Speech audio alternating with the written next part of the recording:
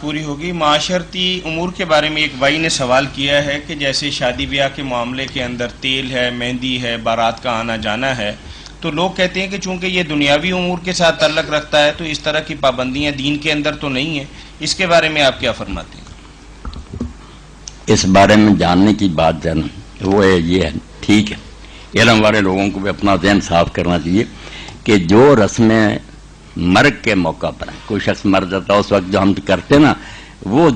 بدعت میں داخل ہے، اگر وہ نہیں دین سے ثابت ہے تو دنیاوی کام نہیں، وہ تو لوگ کرتے ہیں کہ اس سے ثواب ہوگا، مردے کا بھلا ہوگا، اس کے لیے تو انہوں نے حوالہ دینا پڑے گا کہ اللہ کے رسول نے یہ کام کیا، ورنہ وہ بدعت ہو جائے گا۔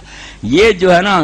آتش بازی اور یہ بھنگڑے اور یہ مہندی وغیرہ، اس کو کوئی ثواب کی شے نہیں سمجھتا، نہ دینی، لوگوں نے شغل میلے کی تفریح کی بات بنا، اس لیے یہ بدعت تو نہیں بنتی۔ البتہ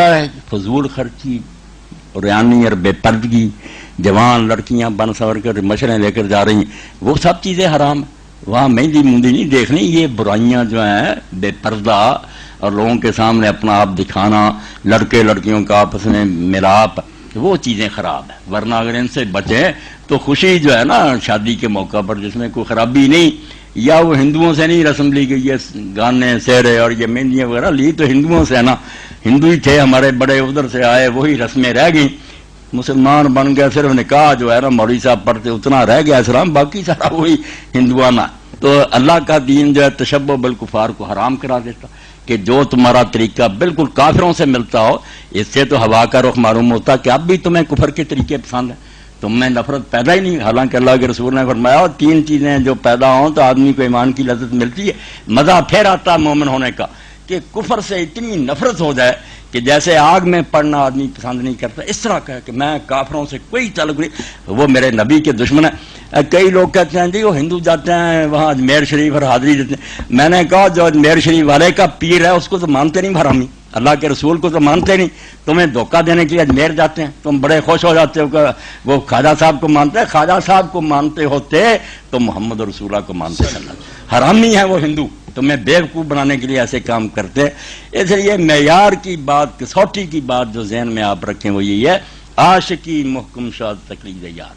اگر جو واقعی جو اللہ کا محب ہے تو رسول اللہ کی پیروی میں غرق ہو جائے، ہر کام میں دیکھ کے اللہ کے رسول نے کیا کیا، تاک مندے تو شوادی ادنا شکار، پھر تیرے جال میں اللہ آ جائے گا، وہ اللہ والا بن جائے گا۔ اور اگر رسول اللہ کا طریقہ نہیں، آپ ہوا میں بھی اڑیں، کچھ نہیں، ملعون ہیں، مردود ہیں، ابلیس ہو سکتے ہیں، دجال ہو سکتے ہیں، نیک نہیں ہو سکتے۔ جی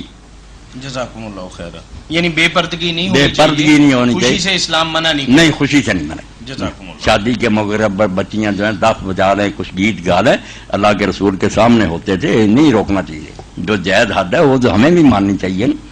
بے حیائی، بے پردگی، لڑکے لڑکیوں کا آپس میں مل جل کر کھیل تماشا، یہ نہیں ٹھیک۔ جزاکم اللہ خیر۔